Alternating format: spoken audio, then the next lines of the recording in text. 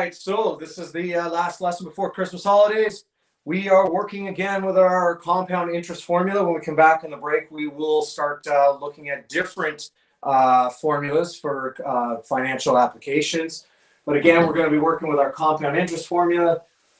We are going to, again, use some skills that we learned in exponential equations to help us solve for our interest rate, okay? So I'm going to do a little bit of review, I guess, of our last unit. All right, so there is one thing we need to do. So for instance, I want to solve for r when I have 2 plus r to the power of 5 equals 175. All right, so this is kind of what we're going to end up with when we apply it to our compound interest formula. Now this time's a little different because we're not solving for the exponent and we're not solving for any other variables, but our interest rate here, which is stuck in the brackets, which is a little difficult to deal with, or not difficult to deal with, a little bit tricky. Here's our trick. Before I can get at that interest rate, that r in there, I have to get rid of that exponent. Now we've done this before. We have gotten rid of an exponent before. For instance, if we have x squared equals 25, we know how to get rid of that little 2 by square rooting each side or taking the second root. We are going to do a similar thing here. And this is where you're going to have to be able to maybe use your calculator in a different fashion today, if you didn't learn how to do it in exponential equations, is to get rid of that little 5. I'm not going to take the square root of both sides. I'm going to take the 5th root of both sides. So I'll take the 5th root, put a little 5 in there in our radical sign, and take the 5th root of 175. Now, when you take the 5th root and there's a 5 there, it just makes it disappear. It's the opposite operation. But what you have to be able to do is find the 5th root of 175. Now, they're not going to be nice numbers like they were in exponential equations, or some of them you can do in your head. So there is buttons, like I mentioned this before, on your calculator. You might have one that's x over y. You might have something that looks like this.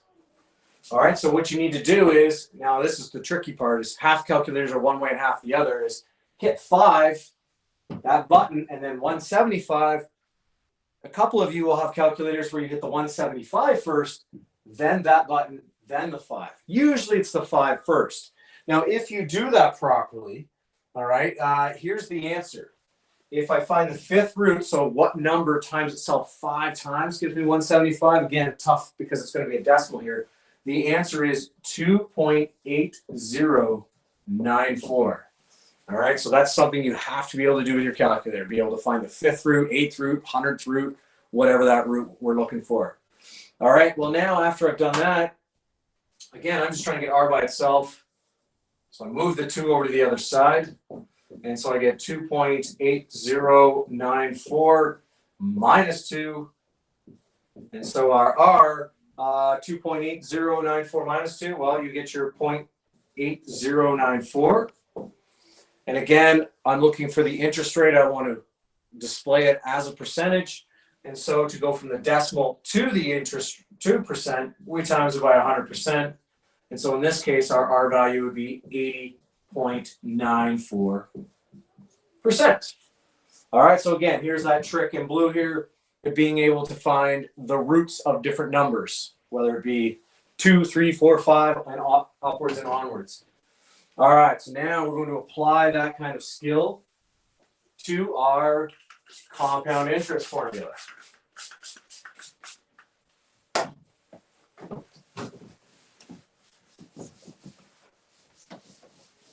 So we get to, I believe that was just my review preview, skills we need, skills we're going to use. All right, so we get to example number 1.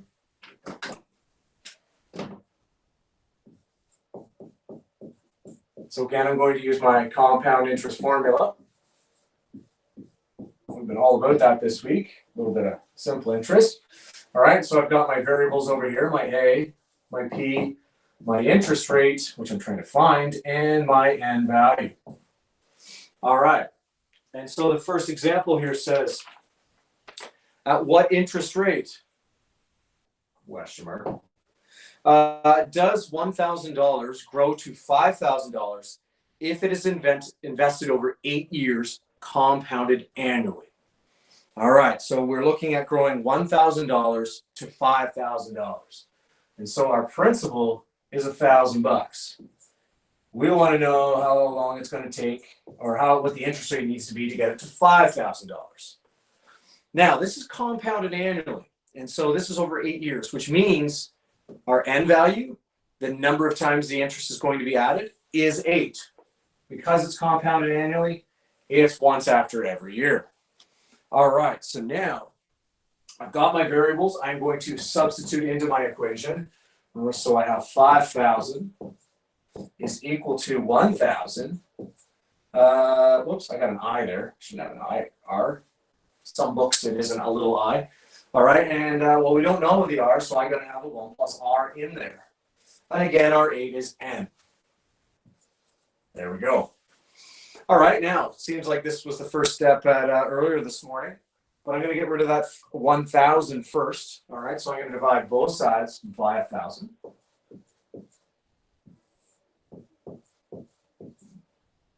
There we go. They divide each other out. Well, 5,000 divided by 1,000. Nothing big there. It's 5. 1,000 goes into 5,000 5 times. Then again, here on the right-hand side, I have the 1 plus R to the power of 8. Now, again, this is where we get to the point where I want to solve for R, but I can't get it out of the bracket, so I get rid of that little 8, the exponent 8. Well, if I want to get rid of that exponent 8, I'm going to take the 8th root of both sides. All right, so again, taking the 8th root to the power of 8, they counteract each other. And so I'm just left with a 1 plus R. Now again, this is where you're going to be able to find this on your calculator. The 8th root of 5, some number times itself will give you 5. Or times itself 8 times will give you 5. Which again, I use my calculator, and I'm getting 1.2228. That's the number. You can't trial and error that one. You got to learn how to use your calculator for that. Now, I want to get R by itself. Well, I'm just going to move that 1 over to the other side. Now, when I move it over to the other side, it's going to be a -1. So I'm going to end up with a 0.2228 is equal to R. Just subtract the 1 off of here. All right, and again, I want to display my interest rate as a percent. So I'm going to times it by 100% here. And it looks like my interest rate will be 22.28%, which would be our interest rate. All right, so again, that time we had, because the exponent was an 8, we had to take the 8th root, where before my last example, we had to take the 5th root. All right, let's try another one of those before I step it up.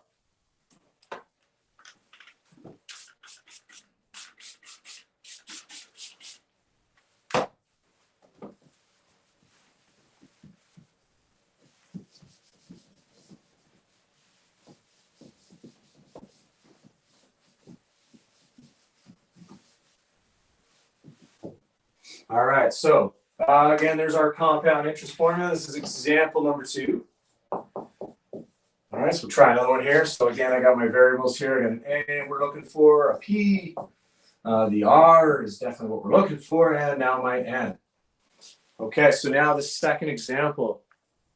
At what interest rate does, so again, we're looking for the interest rate. So, all right, does $800 grow to $1,200 if it is invested over 7 years, compounded annually? All right, so let's see here. Again, we're starting $800. That's our starting amount, so there's our principal. We want that to accumulate to $1,200.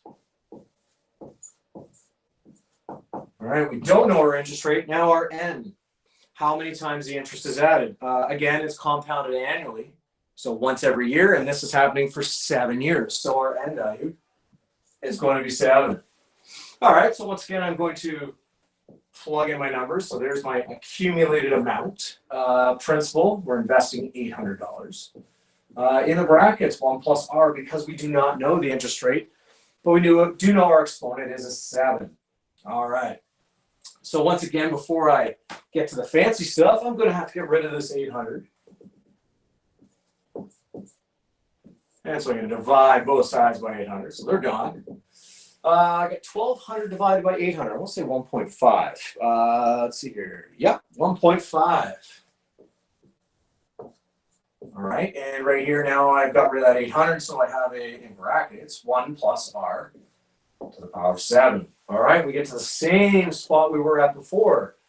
To get at that r, I got to get rid of the little 7, the exponent of 7. So this time I'm going to take the 7th root. And what I do to one side, I got to do to the other. So taking the 7th root, and the 7th root gets rid of that little 7, that exponent of 7. So I get a 1 plus r here. This time I'm finding the 7th root of 1.5. So what number times itself will give 7 times will give you 1.5? Again, need the calculator on this one. And I'm getting 1.0596. All right, and then again, getting r by itself, I'm just going to move that 1 over. So that just means I subtract 1. So they're gone. And so I'm going to have a 0.0596. And again, I want to express my interest rate as a percentage. So I have a decimal. To convert it to a percent, I'm going to multiply it by 100%. And so that just means move the decimal 2 to the right and then add some percentage sign. So I got 5.96%. All right, so that's compounded annually. Again, we have other compounding periods when we're dealing with compound interest. So let's try a couple of those. See how it changes things up a little bit.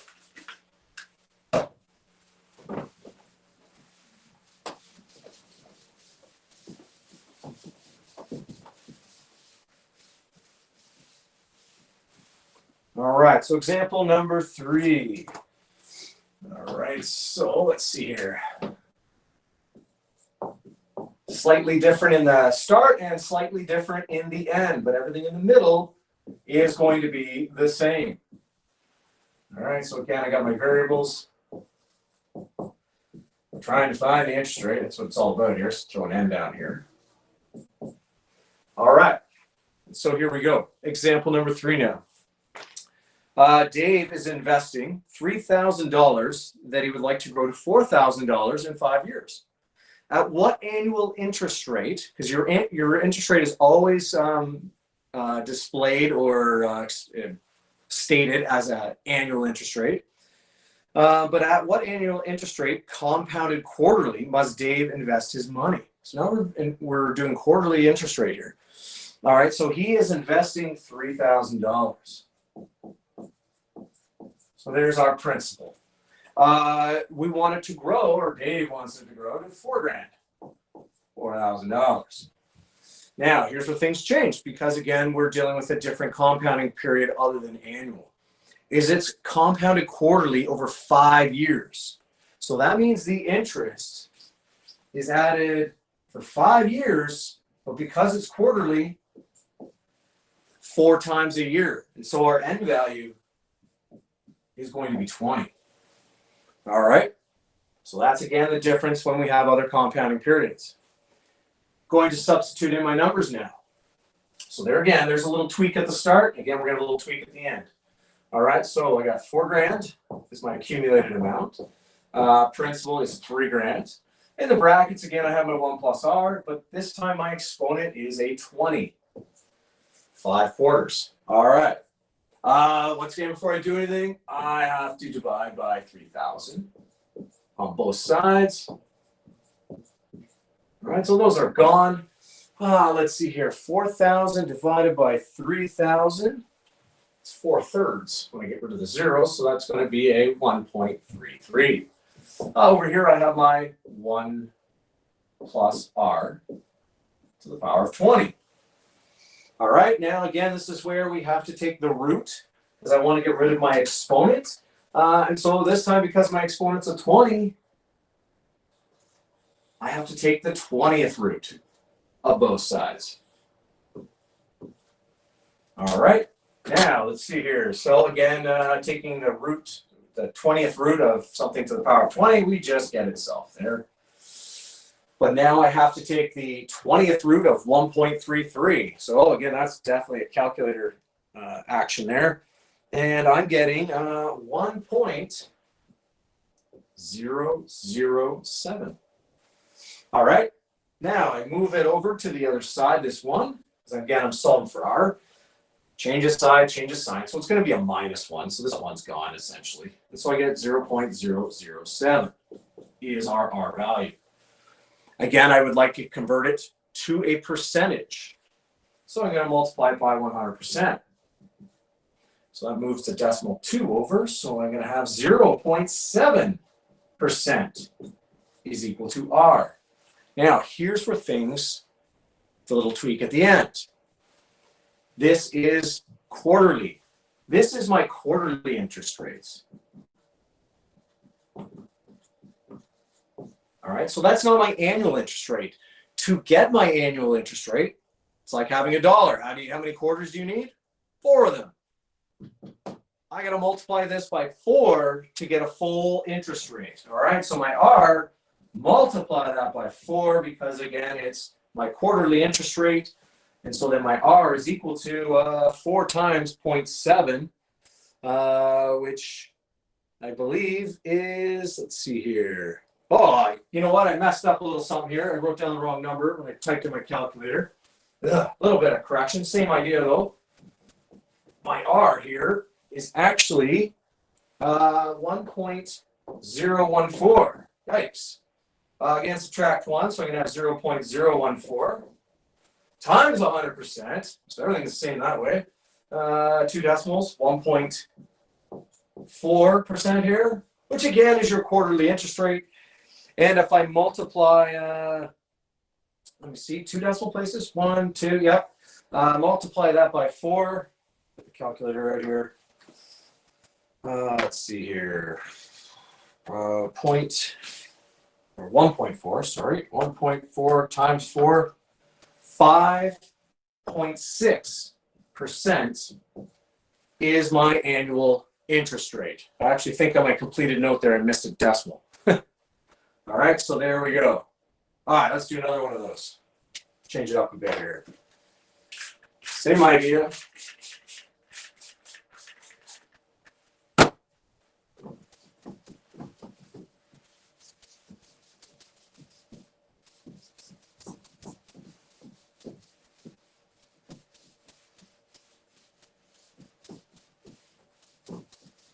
All right, last one. Again, we're going to find our interest rate. So there's our formula.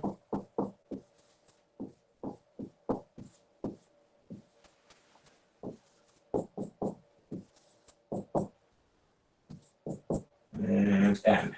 All right, trying to find our rate. Let's throw a question mark in there. All right, so at what, this is example number 4, at what interest rate does MasterCard charge, yikes, if a debt of $500 grows to $650 over 3 years if compounded monthly? All right, so again, we have $500. It's growing. Unfortunately, this is our debt now. We're borrowing to $650. All right, now again, here's the tweak because this is compounded monthly. And so this is over 3 years. 3 years. But the interest rate or the interest is added 12 times a year. So we have to go 3 times 12, which is 36. All right, so I'm going to substitute my values in here. So again, my accumulated amount is 650. The principal is 500. And I have 1 plus r in the brackets. And this time our exponent is a 36. 3 times. So that's 36 times the interest is going to be added for this debt. All right, what rate? Again, I'm going to have to divide by 500. That's our first step. All right, so I take my 650 and I divide it by 500, and I get, this time I just get a 1.3. All right, and then I have a 1 plus r to the power of 36. All right, now again, we've got to this step before. Got to get rid of that little 36. So this time I'm going to take the 36th root of both sides. All right, so again, that means I'm going to have a 1 plus r on this side. Since the calculations are off in the last one, I'm going to check this out. So let's see here. I take 36, hit my special button, 1.3, and I get 1. I was looking at the wrong page here. 1.007. All right. Now again, solving for r, I'm just going to drag this one over here. So this minus 1. So I get 0.007 is equal to my r. All right, so once again, I'm going to convert that interest rate into a percentage. So let's see here. 1, 2, move it to the right. I am going to get 0.7% equals r. Now, here's the thing. This is compounded monthly. So this is a monthly interest rate. So that means it is 1/12 of a yearly interest rate. So we have to multiply this rate by 12 to get our annual interest rate. So I take my 0.7 times it by 12, and that will give me an interest rate of, let's see here. And I think I messed some, let's see here. I'll have to hit some decimals, but let's see here. 0.7 times 12, we get 8.4% would then now be our annual interest rate. So just like when we dealt with compound interest before, when you're dealing with other compounding periods other than annual interest rate, there's a little bit of tweaking at the beginning and then a little bit of tweaking at the end. But again, using the formula, it works the same in terms of finding our roots and solving, both for I and N and A and P, all work the same. It's just, again, the tweaking at the very beginning and the tweaking at the very end is the difference. All right.